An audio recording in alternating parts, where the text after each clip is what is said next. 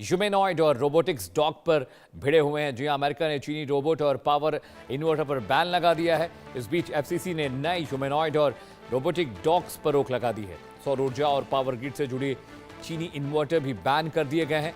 राष्ट्रीय सुरक्षा, national security और डेटा चोरी की वजह इसके पीछे की वजह बताई गई। कैमरा, माइक्रोफोन और जीपीएस से जासूसी का डर अमेरिका को सता रहा है। एआई इंफ्रास्ट्रक्चर की सुरक्षा पर अमेरिका का जोर है और क्रिटिकल सप्लाई चेन को सुरक्षित करने की पहल अब साइबर खतरों को रोकने के लिए एक बड़ा कदम बनने जा रहा है। तो देखिए, चीन ने भी बैन किया तो अमेरिका ने भी चीनी कंपनियों को बैन कर दिया। ये तस्वीरें देखिए, ह्यूमैनॉइड और रोबोटिक डॉग्स की तस्वीरें हम आपको दिखा रहे हैं, जो किसी भी विषम परिस्थितियों में दौड़ सकते हैं। कितनी भी ढलान हो, कितनी भी ऊंचाई हो, वहां पर ये चल सकते हैं। तकनीक के मोर्चे पर अमेरिका और चीन के बीच जारी टेक वॉर अब एक नए और गंभीर मोड़ पर पहुंच गई है।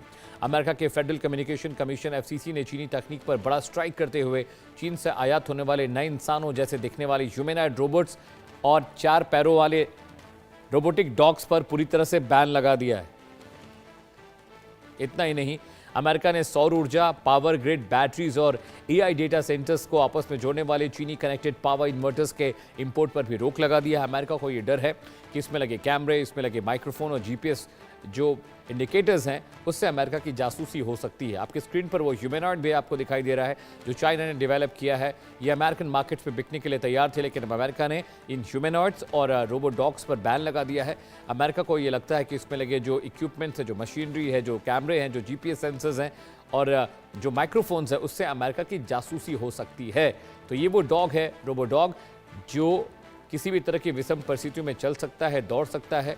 व्हील बेस्ड इसके इंटीग्रेशंस हैं और जिस तरह से पहाड़ों पर चलता है ये दिखाई दे रहा है। ये वो कंपनी, चाइनीज़ कंपनी थी जिसने इस डॉग, रोबोडॉग्स को और ह्यूमैनॉइड को डेवलप किया था। अब अमेरिका को ये डर लग रहा है कि ये ह्यूमैनॉइड और डॉग्स, इसमें लगे सेंसर, चिप्स और जो इंडिकेटर्स हैं जीपीएस के, उससे चीन अमेरिका की जासूसी करेगा।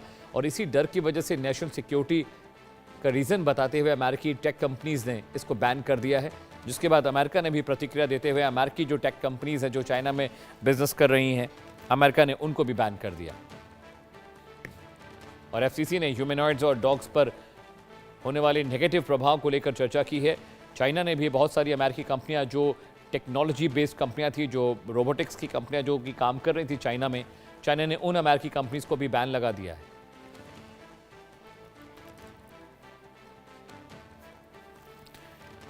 तो इस वक्त की बड़ी खबर आपको बता रहे हैं, अमेरिका ने 2 चाइनीज कंपनियों को बैन किया है जो ह्यूमैनॉइड्स बना रहे थे, यानी मानव जैसे रोबोट्स और ये फ्लेक्सिबल डॉग रोबोट्स जो किसी भी तरह के मिशन को अंजाम दे सकते हैं। लेकिन अमेरिका ने यह तर्क दिया है कि ये ह्यूमैनॉइड और डॉग रोबोट्स की वजह से अमेरिका में जासूसी हो रही है।